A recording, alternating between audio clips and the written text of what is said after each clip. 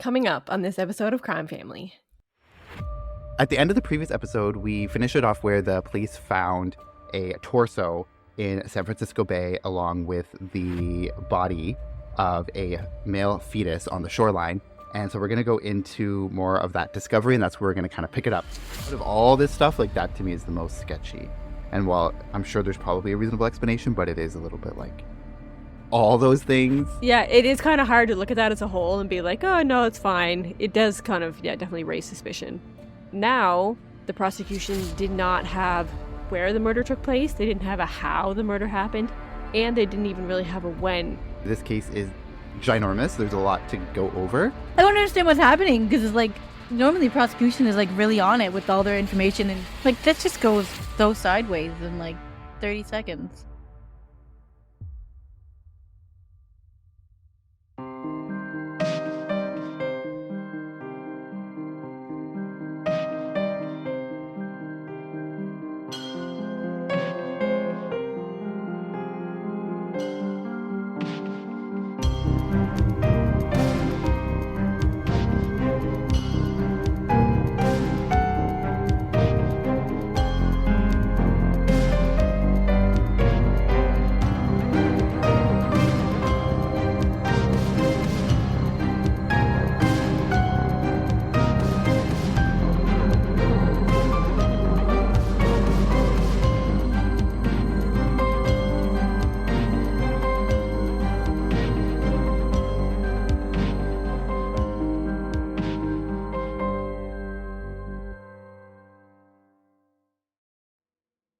Hello, everyone. Welcome to Crime Family. I'm your co-host, AJ, and I'm here with my sisters, Stephanie and Katie. And this is part 3 of our Laci Peterson murder case coverage. Deep dive. We've covered in the first 2 parts a lot of information already. This case is ginormous. There's a lot to go over.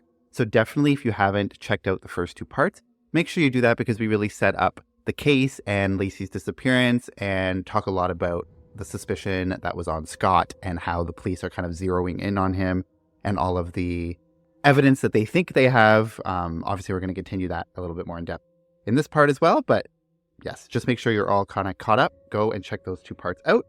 But because we have a lot to cover, we're just going to get right into it with part 3. At the end of the previous episode, we finished it off where the police found a torso in San Francisco Bay along with the body of a male fetus on the shoreline. And so we're going to go into more of that discovery, and that's where we're going to kind of pick it up with this part. So in April 2003, a severely decomposed torso was found in San Francisco Bay, but the head and many parts of the limbs were not found with the torso. A male fetus was also found a mile away by a pair of passersby, and these 2 bodies that were found were determined to be disturbingly that of Laci and of her and Scott's unborn son, Connor. I believe Connor's body was found first on April 13th, and then it was the next day on April 14th where they found Laci's torso in the water. When the news first came out initially, ABC News reported that the umbilical cord was still attached. But then on May 30th, which would have been like a month and a half later, they actually changed that and then reported that the umbilical cord and placenta were not found with the body. So that had been some misreporting at the very beginning. So according to that ABC News report from May 30th of 2003, when they corrected the record, it says, quote, Laci Peterson's head and parts of her limbs were missing, and plastic tape was wrapped around the neck of her child, according to the full autopsy and coroner's photographs exclusively seen by ABC News. According to the autopsy, the skin of the child was not decomposed at all, though the right side of his body was mutilated, and the placenta and umbilical cord were not found with the body. So Laci's torso was apparently so badly decomposed that it wasn't even easily recognizable as a human body.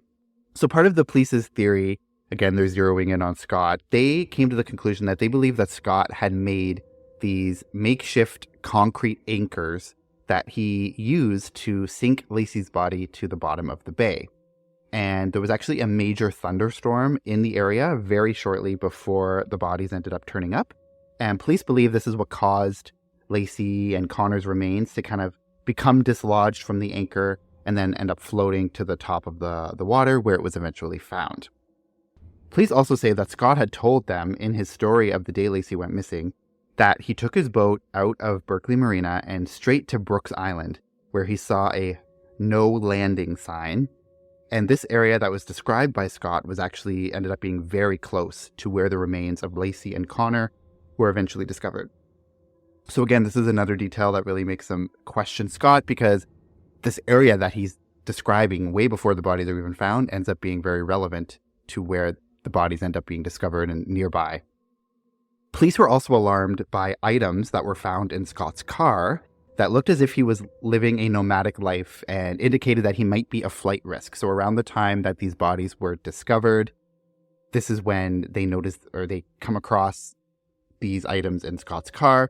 So a USA Today article writes, quote, "He was found in La Jolla, California, with his dark hair dyed blonde and his car filled with $15,000 in cash, 4 cell phones, 2 driver's licenses, one being his brother's, several changes of clothes, and survival camping gear.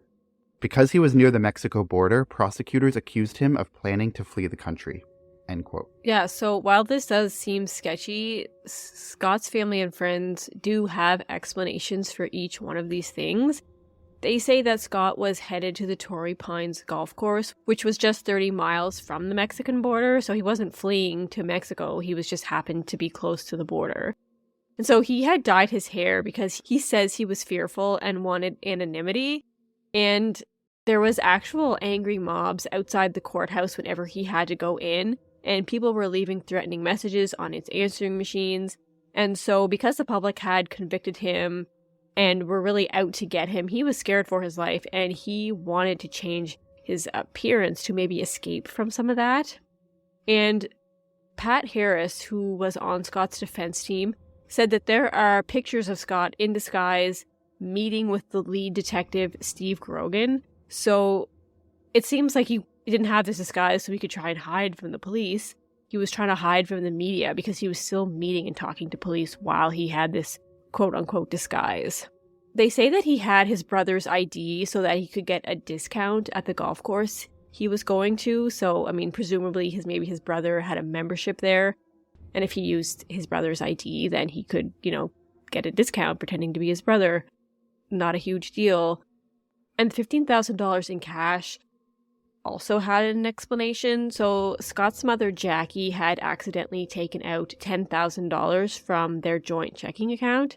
And so she returned it to Scott in cash so that there wouldn't be a hold on it at the bank. And so that's kind of why he had all of this cash on him. Was just kind of like an accident from his mother. So it's not super unbelievable that kind of all these things together do look suspicious, but they do have explanations if you believe it. But how do you accidentally take $10,000 out of some account? Yeah, I was going to ask that. Yeah, well, I guess him and his mother have a joint account. Maybe she meant to take $10,000 out of her own personal account and just use the wrong card or something. Why would you need to take $10,000 out at once? Yeah, I don't know. That's sketchy in and of itself. I don't know any regular person who would need to do that. I don't know either, but I mean, it was his mother apparently taking it out for herself and took it out of the wrong account. I don't know, but that's just the explanation, so.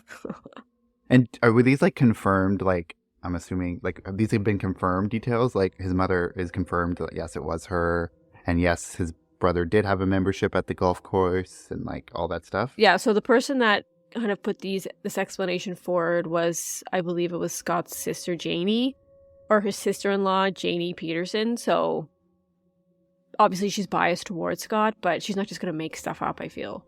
I was just going to say, nothing against his family. I kind of feel like they could be made up stories just to kind of explain those situations away. But I mean, yeah, they definitely could have just made all that up to make it fit, but. And also, the unfortunate thing for them, too, is the police aren't going to corroborate that because they don't want to explain those things away. They want that question to be out there. So it's not like the police are even going to go and check into it. So you kind of have to just take their word for it. And I mean, all those things together, I mentioned in the previous parts, I do believe Scott's innocent, but those things, it's what are the chances you would have all that stuff in your car and have a perfect answer for everything? That to me is a little bit suspicious. I feel like it's not out of the realm of possibility that he was living in his car, because if he had people outside his house 24/7, watching his every move, wouldn't you want to get out of your house and kind of get away from the media. Like, maybe he wanted to live in this car to hide from that. Yeah, and he had like camping stuff, so maybe he just wanted to kind of like camp just away from everything just to get away from people, which that makes sense. And he was still talking to cops too, right? So it's not like he was trying to hide from everybody. Yeah, he was still in contact with his family, with the cops. Yeah, so yeah, it's not like he was on the run. And I think it was that same person Janie brought up. If he was going to run, why wait around until they had discovered the bodies and like figured out the identities? Like, if he was going to run, why wouldn't he do that from the beginning, kind of thing, right? So, Well, because maybe he didn't expect them to be found. I guess, but she said once the bodies were found, that's when he could have run, not like wait around to see if they could figure out who they were, right? You think you'd run right away, but I don't know. Yeah, I mean, that to me, even though I think he's innocent, as we'll get into more, that to me was one thing that was kind of like, out of all this stuff, like that to me is the most sketchy. And while I'm sure there's probably a reasonable explanation, but it is a little bit like all those things. Yeah, it is kind of hard to look at that as a whole and be like, oh, no, it's fine. It does kind of, definitely raise suspicion. And I think a theme that comes up often too is people will say, like, if Scott's innocent, he's the most unlucky person in the world for all those things to have happened and be found in his car just by chance, even though they're all completely innocent.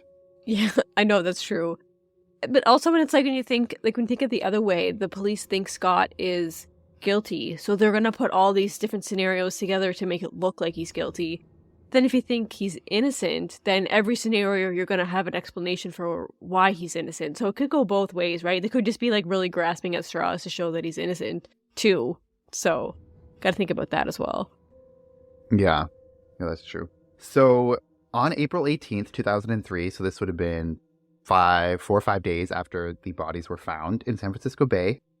And April 18th was the day that the forensic examiners confirmed the remains that were found were of Laci and Connor. So it took them that 5-day period to do those tests and confirm those details.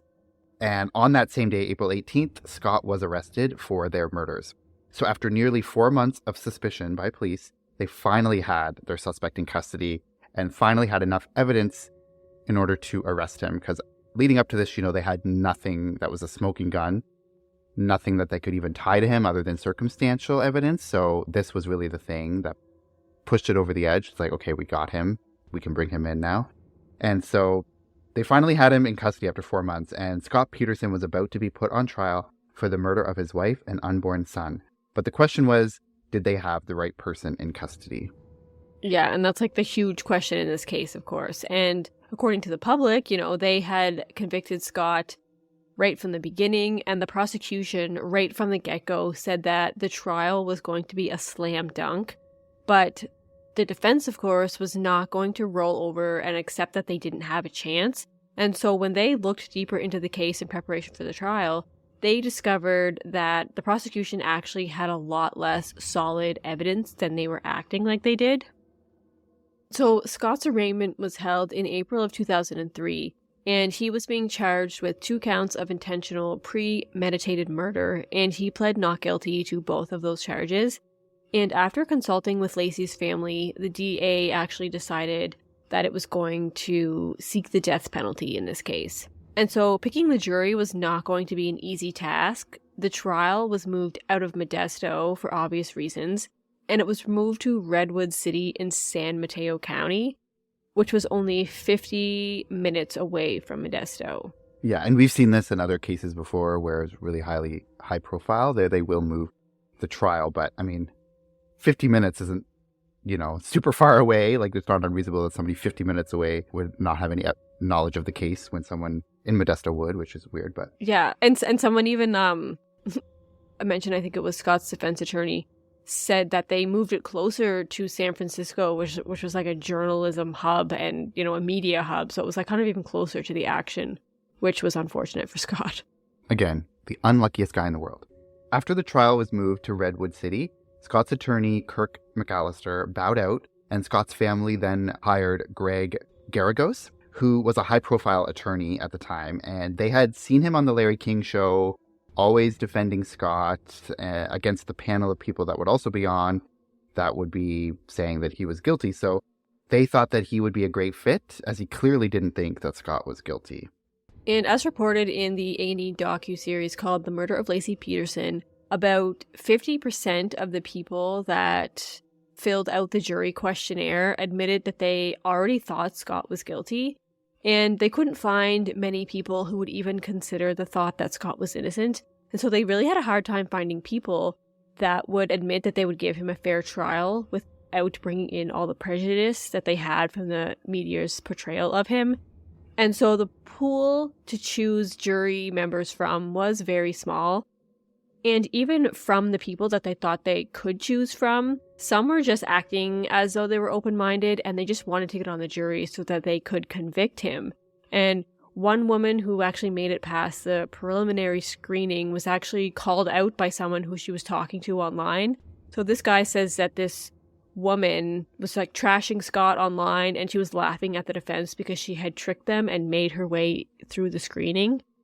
And so, of course, he reported her and she was dismissed. But that's just the kind of people that were just trying to get on there just so they could convict Scott. It's very unlikely that he's going to be given a fair shake, especially considering the high media attention in this case. And it actually took 9 weeks to find the 12 jurors and the 6 alternates that they felt would be a good fit for this trial. Also, the jury wasn't sequestered. It was a month-long trial, so they were actually exposed to way more from the media than they should have been. Now, this was actually like strange to me. I didn't see this in my research, but yeah, they weren't sequestered is wild to me. Usually they would sequester the jury. That's like kind of a priority, usually. I think it's because they knew it was going to be like a 5 or 6 month long trial. And when they figured out like the cost of the hotels, it was going to be for everyone to stay in a hotel for 6 months. The cost was too high. So they're like, no. So it all comes down to money, always. Well, I mean, wasn't the OJ trial like 9 months or something? And they were sequestered for that whole time. So. Yeah, I know. So yeah, priorities. I don't know. Yeah. So that's crazy to me that they're not sequestered, because how can you have a fair trial? All a juror has to do is turn on Nancy Grace for one night at any point during the trial, and it's all over, in my opinion. Yeah, really. Nancy Grace really had a lot to say in this case. Yeah. Yeah, like I guess they were told they can't research stuff and look at the media, but it's like impossible. Like just leave the courthouse and there's a huge mob that hates Scott, so it's super hard. And I mean, granted, it is 2004, so I mean, technology isn't what it is today. Obviously, there's still internet and there's still ways, the news and stuff like that, but maybe not everyone. Oh, the tabloids everywhere. Oh, yeah, true. So it's like, yeah, I mean, just sequester them, obviously. Doesn't matter if it's like 1961 or 2004 or whatever. Like, it also kind of almost makes it worse because you look at the tabloids and then you don't have something like that you can research to rebut that, right? It's just the tabloids saying everything, and that's the only source that you have, really. So it made it a lot worse. Yeah, and this is like back probably when the tabloids were much more widely read. Like, I think most people now know that like the tabloids are a joke. I mean, there's obviously still people who believe them, but back then I think it was even more so like people took whatever it said as the truth and didn't question it as much. And I feel like they could write whatever they wanted in there back then. Because like I saw one while I was watching these documentaries where it was like Scott had a gay lover. Like, why does that matter even if he did? And like, who made that up? Like, it's just crazy. They could say whatever they wanted. Yeah. It's so stupid. One of the things that bothers me about media in general, like even today, it's like these people are so adamant that he was guilty. Like, and like no matter what they saw or heard or like whoever defended him, like the media from the get-go wanted him to be guilty. And that's what I struggle with media today, is that like nobody really takes in consideration of like the true facts. They just go with what everybody else is saying. So it's really hard, especially in this case, for like Scott to like have anybody behind him besides his family. I don't know, media annoys me. But we also wouldn't have crime shows and stuff today if it wasn't for media. Yeah, I mean, I think there's a lot of bias in general, but I think it's like, one thing is you can have your own opinion, but you can't have your own fact, right? So like you can present the facts. Like if the media presents the fact, you can have different opinions on what the facts mean or interpret them, but like it's still a fact, right? So that's where I think the difference is. And like a lot of times, yeah, we do see bias in many forms of media, but especially back here in the tabloid days, I mean, that's not really bias. That's just straight up lying.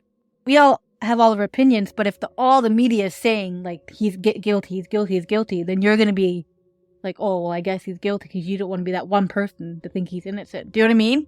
Yeah, like, I'm going to touch on that a bit too when I talk about some of the jury. But it's also when you think of someone like Nancy Grace, who used to be a lawyer, and she's like this legal analyst, and I guess, you know, a lot of people trust her because she's like a professional in the law.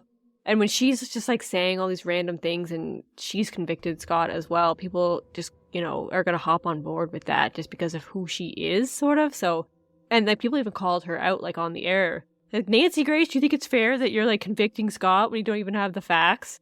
So, I mean. Yeah. I mean, there's whole videos of compilations of people trolling Nancy Grace, like when they go on her show. I love those videos. I don't know. People put her on such a pedestal, and I feel like she's like the queen of crime for a lot of people. Oh my god! Back in the day, though, I used to love watching Nancy Grace before I realized that. Me too. She kind of just said whatever. Like, I don't hate Nancy Grace, but I'm just saying, like, it's entertaining. But yeah, you can't take what she says as fact.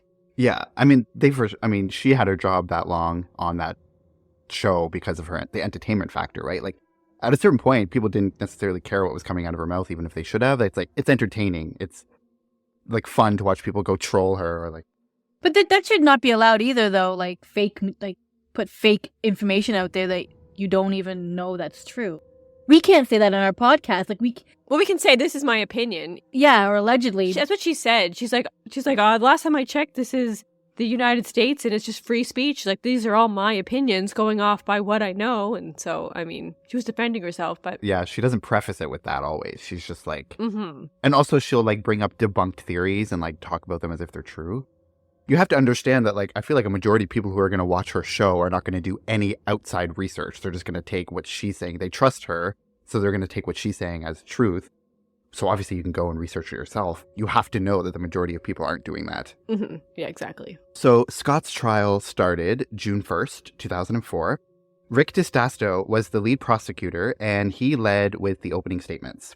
During the opening statements, the prosecutor said he was going to prove that Scott killed his wife because he was having an affair with Amber Frey, and that his behavior before and after the death of his wife just didn't seem right. Especially after his wife was dead, he didn't show any real emotion, so all stuff we've covered previously. He seemed cold, and not how you would expect someone to act if they had just found out that their wife and child was dead. And even when Laci was still a missing person, his behavior was the same. So DiStasto was really focused on how Scott was acting during the whole investigation. Because there was no solid evidence inside the Peterson home that linked Scott to Laci's death, but there were some inconsistencies with Scott's story that the prosecutor was trying to extract from the case.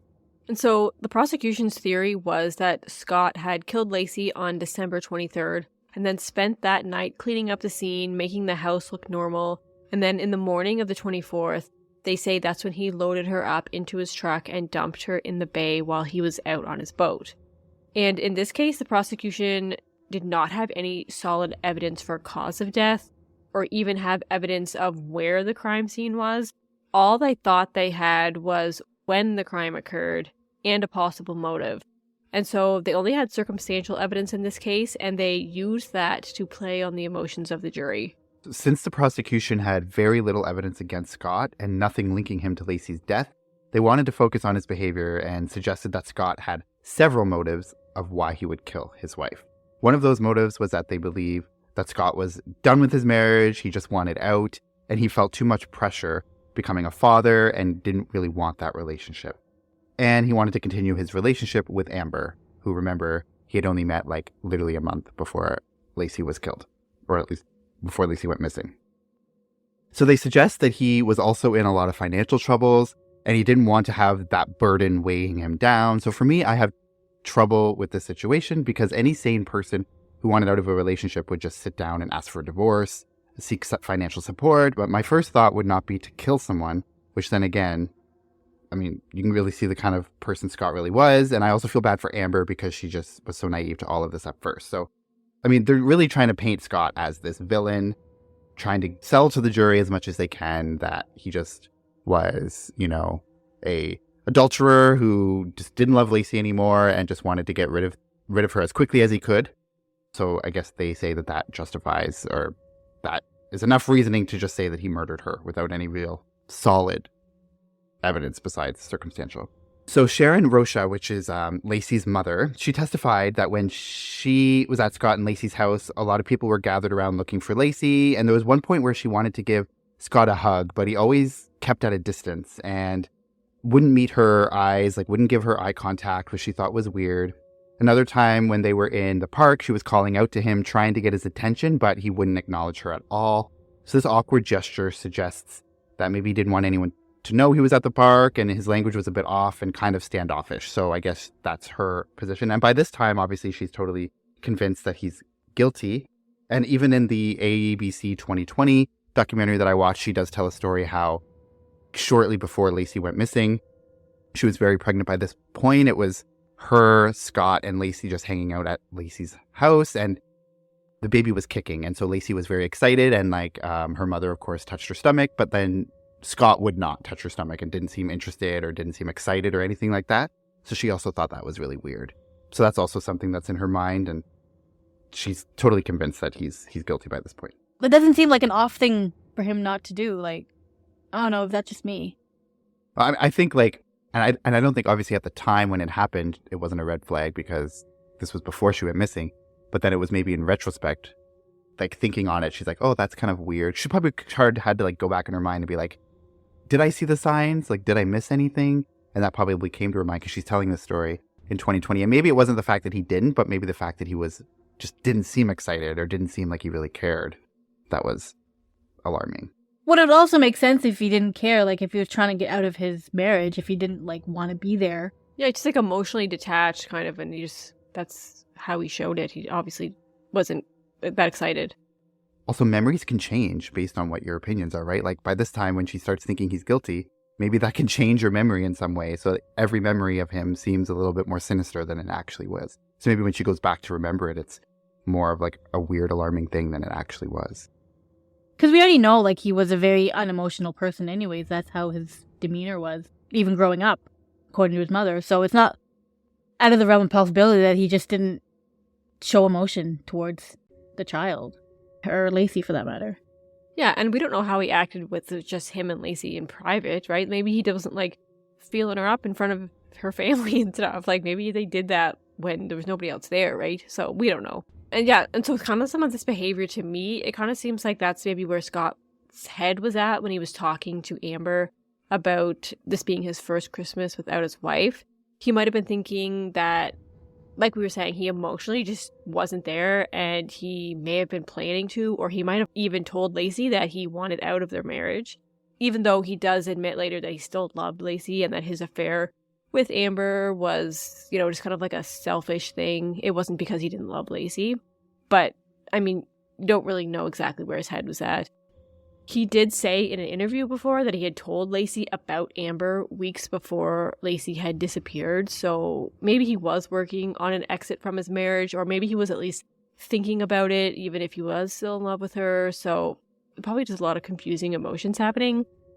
The prosecution spent a lot of time showing that Scott was a liar and a cheater, and really getting the jury to dislike him. One of the examples that Rick DeStasso brought up was the fact that Scott had lied about his morning with Laci on December 24th. So like I said in the first episode, Scott mentions that they were watching the Martha Stewart show, and they were talking about meringue, or what to do with meringue in the show that morning, and they feel that they have outed him in a lie about his alibi, because he says they were talking about meringue in that episode, but then the prosecution actually says that they didn't mention it in that show that morning at all. So they are feeling like they maybe have outed him about his alibi. But on the second day of trial, which was June 2nd, the defense made their opening statements, and they played into the point that the prosecution was trying to make by saying that, oh, you may not like Scott Peterson, he may have lied about some things like hiding his affair, but that doesn't mean he's a killer. And Mark Geragos brings up that Martha Stewart episode again, and he actually plays the episode that was aired that morning, and there actually is a little snippet about making the egg whites into meringue. And so this is just a little detail, but it was used as such like a huge blow to the prosecution, because I guess they didn't even bother to watch the whole episode, and they're just trying to use this to paint Scott as a liar, even about the littlest things in his alibi. But I mean, if you're going to make a bold claim like that, then I think you would at least back it up by watching that full episode. Sorry, I'm just laughing. I'm just laughing because, like, why would they... Who cares about what Martha Stewart was doing in that episode? I know. I think they were just trying to prove... Prosecution was trying to be like, well, no, you didn't sit there that morning and watch Martha Stewart because you don't know what happened in the episode. But he might have not even been sitting there. He could have been, like, in the kitchen or something, like, listening to it. You know what I mean? Like, it's not like... Yeah, but he was saying that they said a specific topic and they were trying to prove that that wasn't that episode. Which is, like, relevant because if that was a different day, like, it messes up the timeline. True, it does. And I was just thinking, like, if I was the prosecution, like, I wouldn't want to put my whole case on that one episode. And plus, they didn't, like, they didn't even, like, watch the whole thing. So it's just, like, a grasping at straws type thing. I know. It was, like, such a little detail to hone in on. But anyway, they thought they got him in that lie, which they didn't. So, it's kind of funny. And the defense also brought up the fact that the police had seized over 100 bags of evidence from Scott's warehouse and the Peterson home to meticulously scour for evidence of the murder. And Garagos holds up a giant stack of lab results in court, and he says that investigators found absolutely nothing linking Scott to Laci's murder. So he's saying there's absolutely no forensic evidence to suggest that Scott had harmed or done anything to Laci in his warehouse or in his house. So June 3rd was the first full day of witness testimony, and one thing that was brought up in the media as the trial was going on was that even witnesses for the prosecution, when cross-examined, almost always gave something to the defense that was useful for them. So one of the prosecution witnesses was a computer analyst who looked at the computer in the Peterson's house, and he discovered that the morning of the 24th at around 8:40 a.m., someone was on that computer searching for a sunflower umbrella stand and looking at women's clothing. And so Laci was known to have a love for sunflowers. She even had a sunflower tattoo. But this directly contradicts the prosecution's own timeline of Scott having killed her on December 23rd. If you believe that it was Laci looking up those things on the computer that morning. And the defense says that this shortens the timeline, saying that Scott would have had to have killed Laci, cleaned up the scene, got her in his truck all between 8:40 and 9:30 that morning. So to me, it's like a huge piece of evidence that the prosecution didn't really mean to bring forward, but they kind of did talking to that computer analyst, because was Scott on the computer that morning looking up sunflower umbrella stands and women's clothing? It seems likely that he was not. The prosecution then fires back and says it was Scott making those searches to make it look like Laci was still alive that time in the morning. And they claim this was all part of his big master plan. But then eventually, by the time that testimony was over, the prosecution had actually changed their entire theory and said, well, maybe the original timeline was wrong and Laci was murdered that morning instead. So now the prosecution did not have where the murder took place, they didn't have a how the murder happened, and they didn't even really have a when for the murder. So it's not looking good for the prosecution so far. Like, this just goes so sideways in, like, 30 seconds. They obviously didn't do their research enough. I know. I don't understand what's happening, because it's like, normally prosecution is, like, really on it with all their information and trying to, like, get all the right stuff, but this one just seems like they rushed into it, or they just didn't look hard enough at evidence. I don't know. Yeah, I think it's just the defense team was just so good, and they were just able to really drill into these witnesses that they really extracted a lot of things that the prosecution wasn't expecting or even knew about. So it's interesting. And I think the prosecution probably went into it a little bit cocky. They probably thought, oh, it's a slam dunk, like we said before. Like, they probably weren't, the defense had to be much more careful with their details because everything was stacked against them. Whereas the prosecution, like, if you think the jury's going to be tainted and against Scott, like, they don't have to do much work. People are convincing themselves, right? Already before the trial even starts. So yeah, they probably did think it was going to be way easier than it was, because they're pretty much on our side anyway. We just have to go through the motions. Mm-hmm. But the defense was like not backing down. Yeah. And I feel like their answer for everything is like they're just trying to make, oh, Scott is like the smartest guy. Like, oh, he thought of all of these things. He thought to look on the computer for sunflower umbrellas just to make it look like it was Laci. Like, they were really kind of stretching it to say like, oh, Scott was there and he was doing all of these small And like even with leaving the voicemail for Laci, like the day that she went missing, because that's going to look good. If you really think Scott was that smart to be planting those seeds, I mean, it's not impossible, but. But yeah, all those little details, it doesn't seem likely that he would, but. Yeah. Like someone who has that much forethought and thinks about it that much is the same person going to have all the stuff in his car that looks super sketchy. Both things can't be true. Like if he's that sloppy. Yeah, that's true. I don't know. But so the defense argued that the police rushed to judgment when they didn't have all the facts or evidence and that the prosecution lacked forensic evidence, which was true. They argued that the police botched the investigation and Detective Dodge Hendy was on the stand for 4 days, and he admitted that even though they had extensively searched for evidence, they had found nothing that incriminated Scott. There were rumors in the media of evidence that had leaked out, such as the smell of bleach in the Peterson home, that there was vomit that had been cleaned up by the pool, but none of that was true. So the media had grabbed onto false evidence and hated Scott for things they thought were true. So just a lot stacked against Scott. Yeah, and as AJ had mentioned earlier, the prosecution tried to point to cement anchors that they believed Scott had used to weigh down Laci's body in the bay. And when they looked in Scott's warehouse, they could see a spot where it looked like an anchor had been made. And Scott admitted that yes, he had made an anchor for his boat out of dry concrete that came out of a bag. And the prosecution said that it looked like he had made 4 more anchors in the warehouse as well. When asked what he did with the rest of the concrete in that bag, because there was a lot missing, which a lot more than would have been needed for just making 1 anchor, he said that he used it in his driveway to dry up some of the mud because it was really muddy. And so while the trial was happening, there were no cameras allowed in the courtroom at all. And so there was reporters that were kind of telling the media the play-by-play as things were happening. And they were just updating the media as the trial progressed. And Richard Cole, who was a journalist, he even went over to Scott's house with Nancy Grace, because Nancy Grace was trashing Scott daily on every show she could get on. And so they both went out to Scott's house. Nancy Grace could not believe that Scott would have used that leftover cement to fix his driveway. And when they go to his house, they actually clearly saw that there was cement chunks that were dried cement that had been mixed in with the mud near Scott's driveway. And so when Richard calls Nancy over and shows her, she saw them and she's just like, oh. But she never brought that up again. Like, she never mentioned it on air that she was, like, wrong about this particular piece. So she just never talked about it again. So very clearly, much of the media was only representing one side of the case. Richard Cole also said that from the pictures they showed of where the other anchors had allegedly been made, like, you could not tell that 4 more anchors had been made. It was just investigators trying to create evidence that wasn't necessarily there. And according to a report by People magazine, the defense presented an engineer and concrete expert who said that the concrete in Scott's driveway did match with what was in the bag that he had used to make that 1 anchor. So Scott was likely telling the truth that he made 1 concrete anchor, used a bunch of the leftover concrete to fix his driveway, and not 4 other anchors.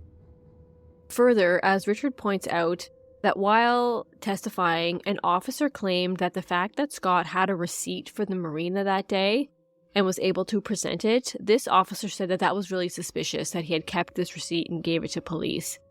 But Scott also claimed that he had stopped for gas on the way back from the marina, and when the officers asked if he had a receipt for that, Scott said no, he didn't get a receipt, and so the officers were saying, well, that's really suspicious too. So it seems clear that really no matter what Scott did, he would have been seen as suspicious, because like, why would having 1 receipt be suspicious and then not having another receipt still be suspicious? And so Detective Owens was reported to have said that they had leads that were pointing them in other directions, but it wasn't taking them in the right direction. So to me, like, I'm just speculating, but it sounds like the other leads were not pointing to Scott. And so that wasn't the right direction that they wanted to go, and so they just discontinued with those leads. So like we said, very much tunnel vision on Scott, and weren't even going to like consider following any other evidence or any other leads. Can we go back to the receipt thing for a second? Yes. So maybe like at the marina, you have to pay for every time you dock your boat or whatever. So maybe he has a receipt. So the next time he's there, he doesn't have to pay again. But with the gas receipt, you just throw away because you have to pay for gas every time you get gas. Maybe, but Yeah, but also what it makes me think is like some things like parking, if you're parking in like a parking thing, a receipt automatically gets printed out whether you want it to or not. You always have a receipt. Go to the gas station, you have an option for a receipt or not. So one of them, he got a receipt because that's just default. The second time, he said no, he doesn't want a receipt. Yeah, that makes sense. Yeah. And that's why he didn't have one. Yeah. He wasn't like planning everything and I want a receipt for everything. That's just how it went. And so why are both those things suspicious? It's just kind of crazy. Yeah. And they also have to stick to one story, like either say that having receipts is suspicious or not having them is, but don't say it is suspicious when he doesn't, and then, oh, it's also suspicious when he does. Like, both can't be true. I know. Everything he does is suspicious regardless. So, yeah, that's just one example of how much they just will focus on Scott again. So suspicion regarding Detective Brocchini, so he was the first investigator on the scene after the 911 call came in. Suspicions regarding him were brought up during the trial as well. So he was known as a guy who could always find evidence, and once he had his sights on someone, there was no turning back. And Brocchini even testifies that he was planting seeds of suspicion throughout this investigation. It was reported that Brocchini even went as far as falsifying police reports to keep the suspicion on Scott. So, as AJ mentioned in one of the previous episodes, the prosecution brought forward the fact that Laci and her family didn't even know that Scott had a boat, but that proved to be incorrect because when cross-examined, Brocchini admitted that he had omitted in his police report facts that could have helped Scott. So, Brocchini wanted people to believe that Laci didn't know Scott had bought a boat, but in fact, someone who had a warehouse that was right across from Scott's actually told police that Laci had been out to the warehouse to see the boat the day before she went missing, and Brocchini had intentionally removed that information from his report to make it look like the facts followed his narrative. So not only had he lied, he was also withholding evidence, basically. And on week 11 of the trial, so this is now August 10th of 2004, Amber Fry is called as a witness for the prosecution, and this is where the case really turns from being a disaster for the prosecution to potentially for them to have a chance at winning. So many of the jurors actually recall that just the tapes they played of Amber and Scott's conversations were kind of enough to turn some people's opinions. It was the recording of Scott at the vigil pretending that he was traveling abroad that really made people think he was guilty. So the trial is just chugging along, and the defense wants to address the fact that the prosecution thinks that Scott killed Laci, loaded her into his boat with 4 or 5 8-pound anchors attached to her limbs, and throws her overboard while out in the bay. And Mark Garagos even goes and he buys the exact same boat. He gets someone to try and reenact the scenario in the bay with 100-pound body weight with the anchors, and he tapes this whole thing because he wants to see if it's possible to even do that. And the person in this demonstration could not get this body and weight over the side of the boat without it tipping, capsizing, almost sinking. And there was also no scratches or dents on Scott's boat, which they say would have been very hard to accomplish with all these weights in the boat with him. And so basically the defense concluded that it was impossible to do this, but the judge decided to exclude this demonstration and explanation from the trial, just because I guess it just wasn't solid enough or, too much speculation. I'm not sure of the reasoning, but they just decided that they shouldn't have this in the trial.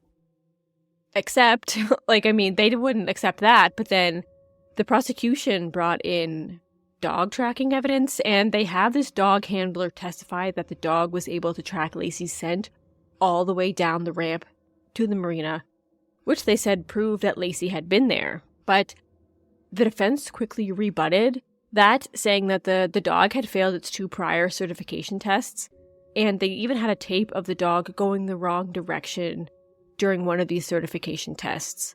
And also the item that they had used to get Laci's scent familiar to the dog for it to track, this was also an item that Scott had touched as well. So even if the dog was tracking correctly, it could have just been actually following Scott's scent and not Laci's.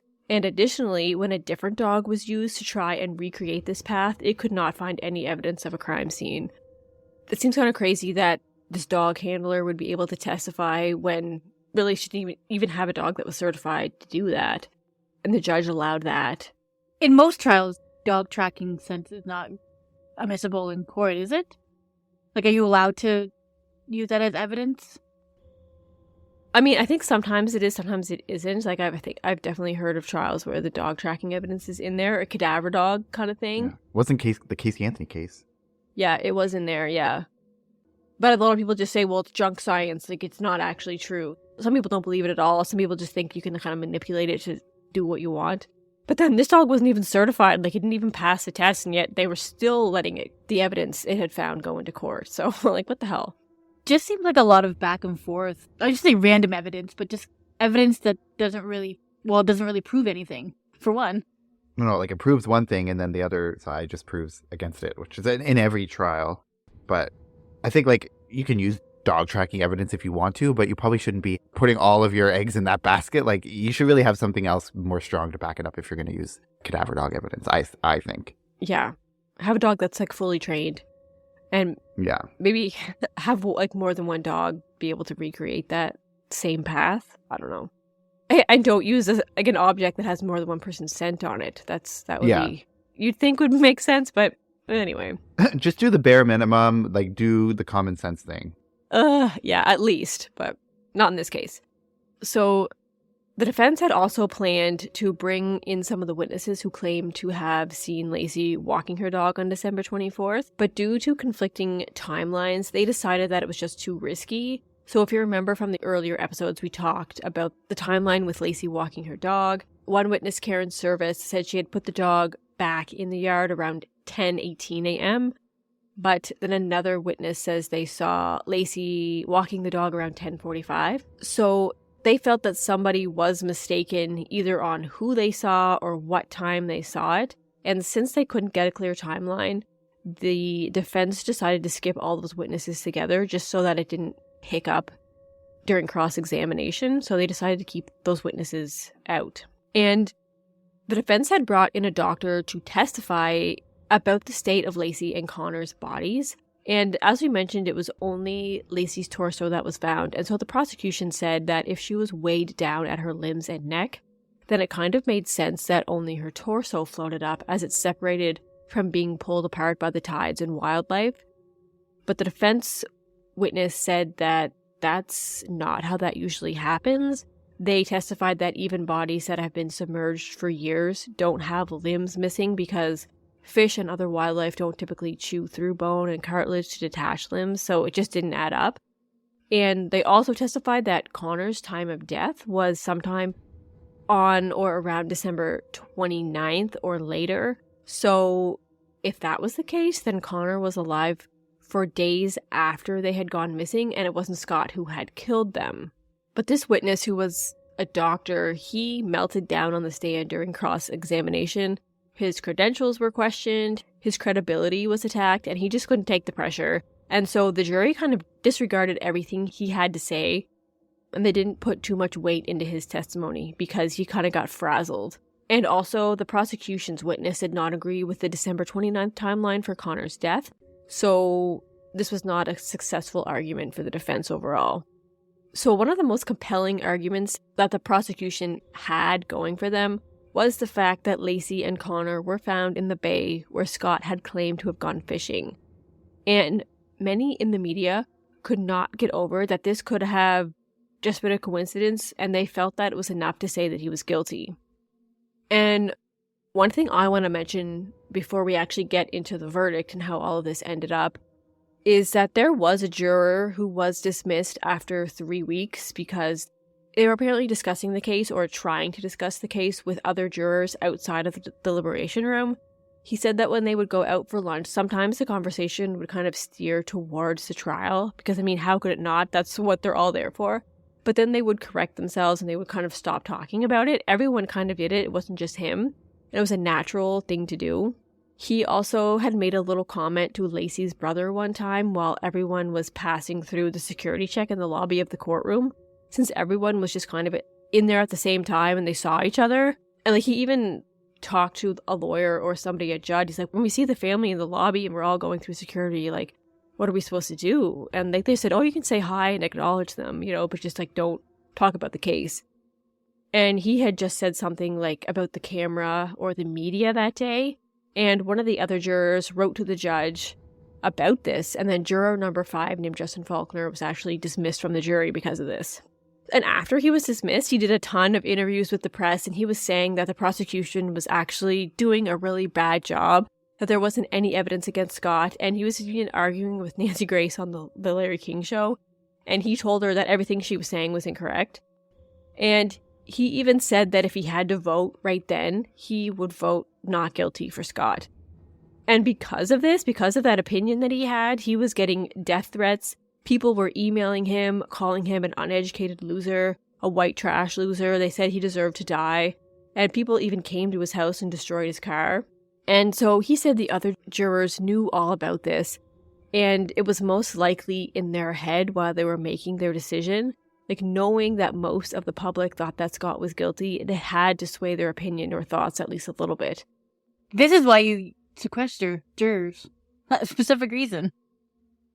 So they can't talk to the family, or they can't talk to the media or whatever. I mean, it was his decision to do all those interviews, but this was kind of maybe one of those things like they did in the Casey Anthony case, like, don't release the names of the jurors.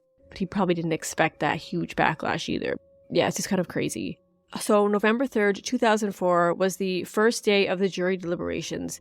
After 5 months, it was finally time for a decision. And in the beginning, the jury was actually split 10-2 for guilty. So there was only 2 people that wanted to vote not guilty. But, 2 is better than nothing. And after 5 days, the jury wrote a letter to the judge telling him that one of the jurors had gone against the orders and actually looked into something on the internet that they had heard and they wanted to confirm. So that juror was actually dismissed and replaced with one of the alternates. And the original foreman of the jury, his name was Gregory Jackson. He was a very meticulous guy, and he had taken a lot of notes. And he was actually leaning towards innocent as well for Scott. But he wanted to kind of go over everything logically and talk everything through. And a lot of the other jurors were saying that he was just being redundant, and he wanted to kind of go over the same thing over and over again. And they were getting really tired of it and impatient. And some of the other jurors were getting hostile. They were yelling and threatening him. And he was scared and actually went to the judge, and he was dismissed off the jury as well. So this was the second one in 2 days to be dismissed. He was actually very much going to push for innocent, but he got bullied and kicked off. And later, one of the jury members said that if Greg had stayed on the jury, it probably would have been a hung jury because he was sticking to the facts and evidence, and he was very strong-willed about that. And on November 12th, a verdict had finally been reached, and Scott was found guilty of 2 counts of first-degree murder, and he was actually sentenced to death. When the verdict was read, the crowd outside the courthouse erupted with cheers, and when Scott's family was leaving the courthouse, the crowd was yelling at them and berating them, yelling that Scott was a murderer. So this is just a super crazy reaction and super unnecessary, especially at Scott's family. Like, there's no need for them to be, like, harassing them. So you can just kind of see, like, this whole mob just cheering that Scott was found guilty. So yeah, after all that, that's the outcome of the trial. Scott's guilty, sentenced to death. Scott actually put in appeal in 2012. Luckily for Scott, in August 2020, his death sentence was overturned. And in December 2021, he was resentenced to life in prison without the possibility of parole. So, still not the outcome that obviously he would want, better than the death penalty. And that is, I think, is where we're going to wrap it up for this episode. We still have a ton more to talk about. But like we mentioned, we feel as though Scott is innocent and it had nothing to do with the disappearance and the murder of Laci and Connor. And in the next episode, you'll see why we kind of think that, and we'll get into some of the things that were brought up regarding new evidence and things that cast doubt on the prosecution's theories. So join us next time for sure. Yeah. There's just so much in this case that it's... I know. And even, like, the amount of stuff we've covered already, like, there's probably, there's thousands of pages of court documents. So we've only covered, like, probably 1% or 2% of what's actually out there. Like, if we did all of it, it would probably be like 8 or 10 episodes of just this case. Probably more. Oh my god, it would be like 5 months. Like the trial was 5 months. Like, we could probably do an episode about each day of the trial. Oh yeah, we definitely could. And like, we're just picking out the major things that are kind of out there in the media and on other sources. But I feel like, I don't want to include everything, but then I feel like I do want to try to get the point across. But yeah, so it's a lot of stuff. It's just so crazy how, like, so many jurors were dismissed and they had to find other people. And, like, if those jurors would have stayed, like, I feel like it would have been a totally different outcome. Which is not what they wanted. It was kind of like, well, you said earlier, they were bullying him, basically, the one juror, to get out to be dismissed. It's like this whole mob mentality thing for the media and jurors. It's just, like, unreal. I know. It's crazy how it happened. And yeah, like, Scott's super unlucky, I guess. Like, the one guy that was really going to root for him got kicked off or got bullied off the jury. So, I mean, yeah, crazy. So he's like the unluckiest person in the world. And yeah, I mean, that's the reason you sequester a jury. Like, there's a reason for that. That's not just a random procedure that's just implemented. Like, there's reasons for that, because you said that other juror who went online and looked up stuff to confirm, like, you have to secure the jury. You have to have them sequestered for reasons like that. So it should have been like a mistrial, just because A, they didn't sequester the jury and all of the ways the jury could interact with the outside world, read the media, stuff like that. So it should have been a mistrial or a hung jury. But for Scott, who's like I said, one of the unluckiest guys ever, it wasn't like that at all. So that does it for this episode. We're going to wrap it up here. And then, like Katie said, next episode, we're going to continue our discussion, go back and forth on the theories and some of the new evidence that's come out recently. So you can catch us on all the social medias, Crime Family Podcast on Instagram and Facebook, Crime Family Pod 1 on X. You can become a patron for the show if you want early access to our episodes. Like, you can listen to next week's episode right now if you subscribe to our Patreon and become a paid member. You can listen to that. You get some bonus episodes and always get ad-free content. And the link to that's in the show notes. You can also get some merch from the show through our Redbubble store. The link is in the show notes to that as well. And always interact with us. Send us emails, crimefamilypodcast@gmail.com. We'd love to hear your thoughts and theories and opinions on the show. So thank you so much for listening, and we'll be back next week with the final part of the Laci Peterson murder case. Thanks so much. Take care. Bye. Bye. Bye.